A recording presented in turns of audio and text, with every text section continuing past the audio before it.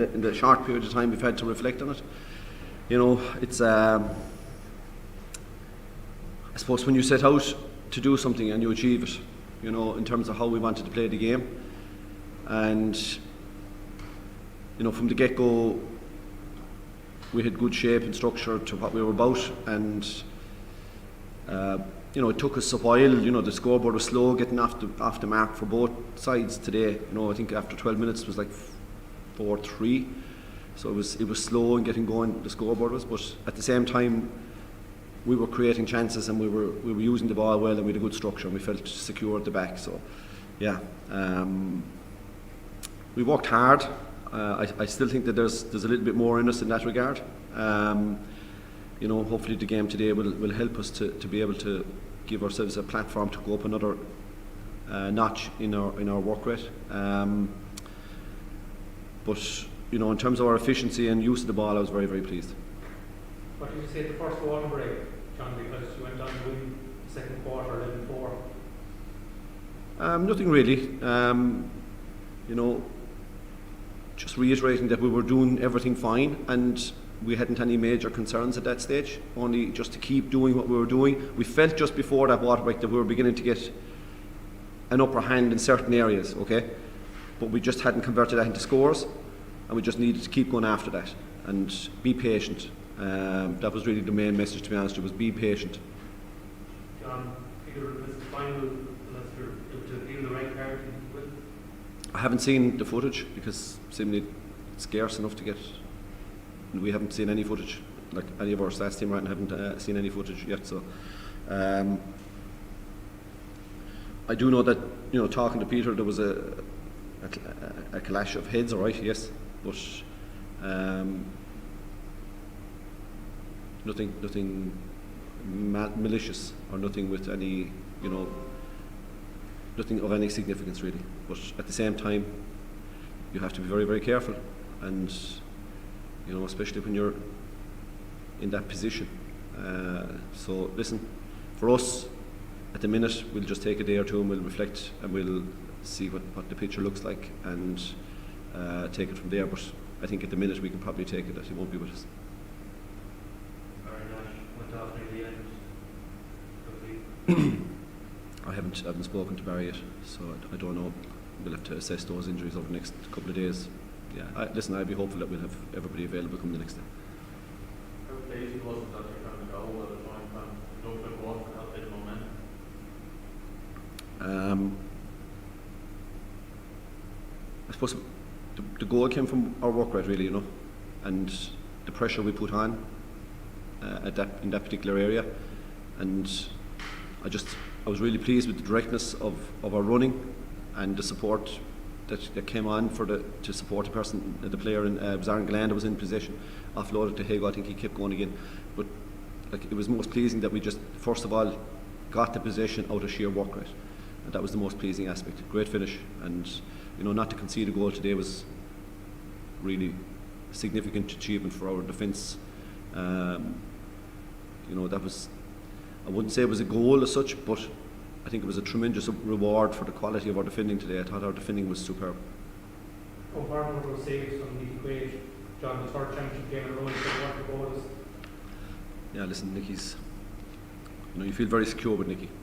You always feel secure with Nicky. You always feel that he has a chance of making the save. He's very, very good at ball dropping in around the square. He's got very secure hands. He's brave. Super reflex actions. I'm probably thrilled for Timmy Houlihan and the lads that work with the goalkeepers on a nightly basis, the coaching staff for the goalkeepers. I'm thrilled for them because they get very little recognition, really, let's be honest about it. And they work tremendously hard.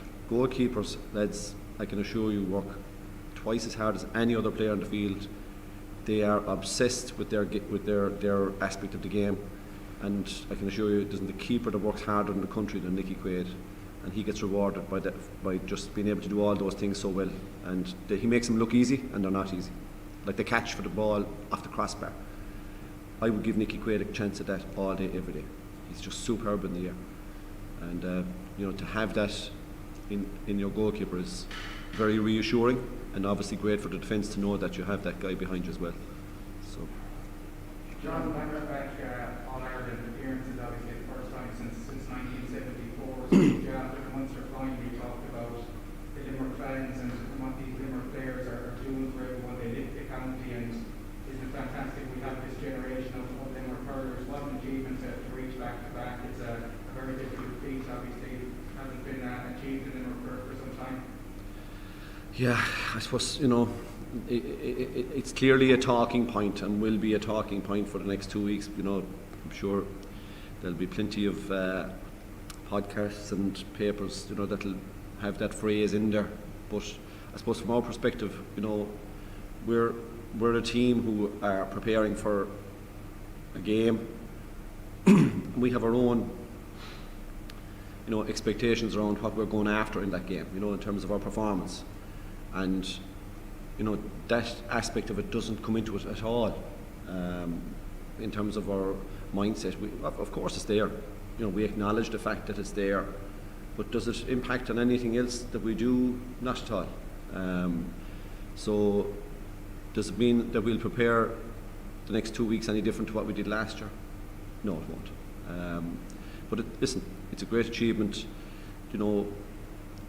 But I think the biggest achievement that this group have done this year is that they've managed to incrementally improve from game to game.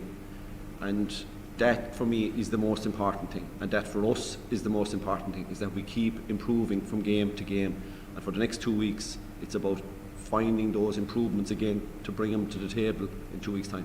Must have been a boost as well, the 24,000, obviously, the Limerick fans in here after the Bales of Hay and they accepted the day of the game, but it must have been a boost to hear the noise. It's not reaching peak 80,000, but come out to the noise and have the crowd behind you.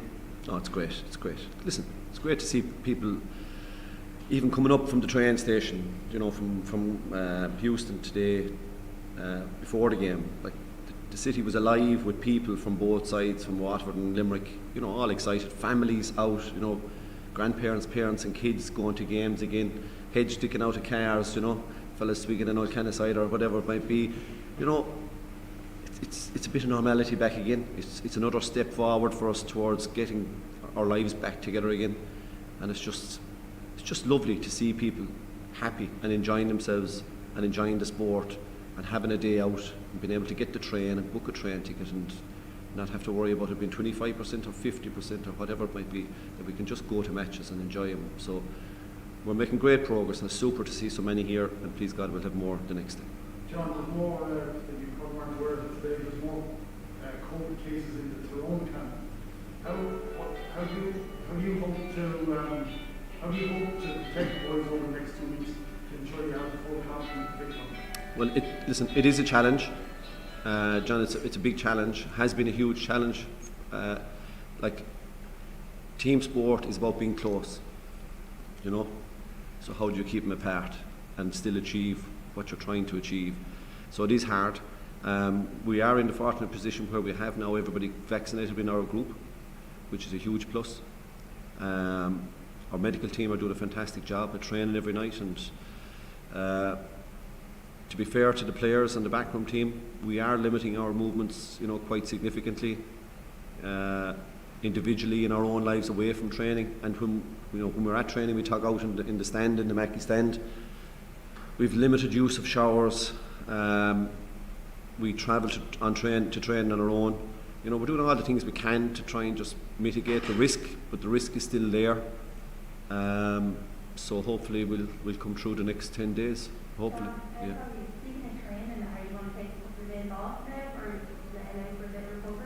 Yeah, they need recovery now. A lot of sore bodies inside there, a lot of heavy hits there.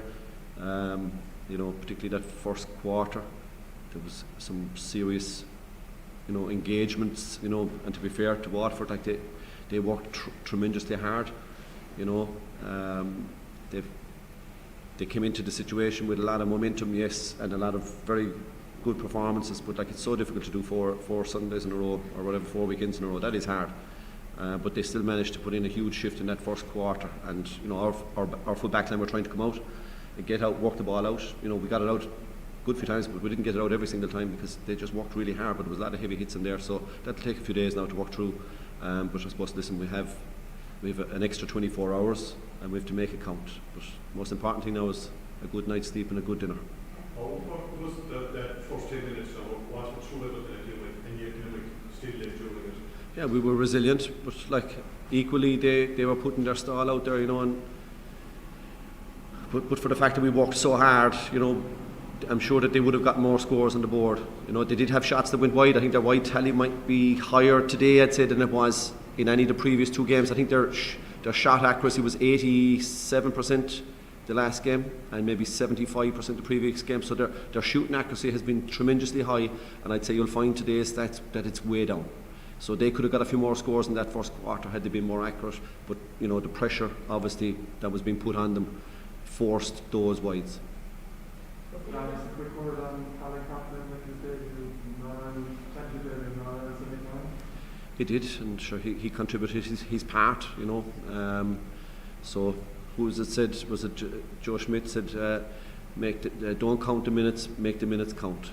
And if you're on the pitch for just 2 minutes or 3 minutes, and he made his couple of minutes count today. He did very well. Were you ever concerned this year that was a dip compared to last year when you won every match? You know, you had a couple of league games and stuff. No, because it's a completely different season. You're starting from a different base, and listen, the opposition have progressed on as well. So I think all the teams have actually progressed on last year, much higher levels of performance.